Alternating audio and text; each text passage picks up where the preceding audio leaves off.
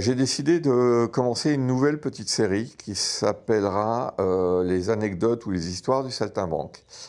J'ai la réputation de raconter beaucoup d'histoires en soirée. Alors c'est beaucoup plus facile de raconter en soirée parce qu'il y a des amis, il y a une interaction, il y a souvent un peu d'alcool, il faut bien le dire, ça aide à délier les langues. Donc c'est plus facile. Mais j'aime bien raconter des histoires. Raconter par contre des histoires devant une caméra, c'est une première. Pour moi, ça va être sans doute un peu plus compliqué. Parce que j'aime pas ça et puis j'ai pas l'habitude, mais c'est un bon exercice. C'est un bon exercice de se voir soi-même, de travailler son élocution, c'est un bon exercice, donc j'en profite.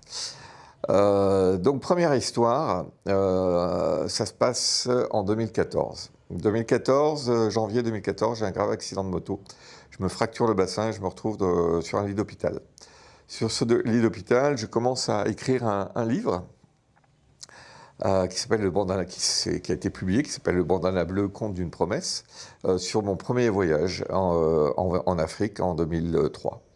À cette occasion-là, je repense à une femme que j'avais rencontrée à cette époque et que j'avais revue après mon retour et avec laquelle j'avais eu une très très courte histoire, mais vraiment très courte histoire. On va dire amoureuse, c'est un grand mot, une très courte histoire en tous les cas intime. Et ensuite j'avais perdu de vue, puisque j'ai refait ma vie, elle aussi, enfin on s'était perdu de vue. Mais comme j'écris sur cette époque-là de ma vie, je me dis, tiens, qu'est-ce qu'elle est devenue? Donc je cherche dans mes emails, je trouve son email, je lui écris, elle me répond, elle me donne son numéro de téléphone, et on se téléphone. Et là, elle me raconte un peu sa vie depuis 10 ans, ça fait 10 ans qu'on ne s'est pas vu. Et elle me dit qu'elle a rencontré sur un site de rencontre un homme dont elle est follement amoureuse, elle envisage de s'installer avec. Le seul problème, c'est que cet homme est veuf depuis peu, et donc il a toujours son ex-femme en tête, donc c'est un peu compliqué pour lui, mais elle est très amoureuse, donc c'est une histoire sérieuse. Bon, voilà, c'est des choses qui arrivent, c'est l'histoire de vie. Suite à ça, moi je continue à écrire mon bouquin sur mon lit d'hôpital. Et puis, 10-15 jours après, elle m'envoie un texto en me disant « Écoute, j'ai un truc à t'avouer sur mon unique, mon homme. » Je lui fais « Quoi ? Tu le connais ?» Alors là, je suis un peu interloqué. Je vous rappelle que cette femme, je ne l'ai pas vue depuis 10 ans, qu'on n'a aucune connaissance commune, mais strictement aucune. Donc, c'est vraiment étonnant. Et je dis « Mais c'est qui ?» Elle me répond, bon, je vais le renommer, hein, c'est pas son vrai prénom, elle me répond « Bruno ». Je dis Bruno, je cherche les Bruno que je connais. J'en vois 2 que je connais professionnellement, je lui donne les noms. Et elle me répond non, trop éloigné géographiquement.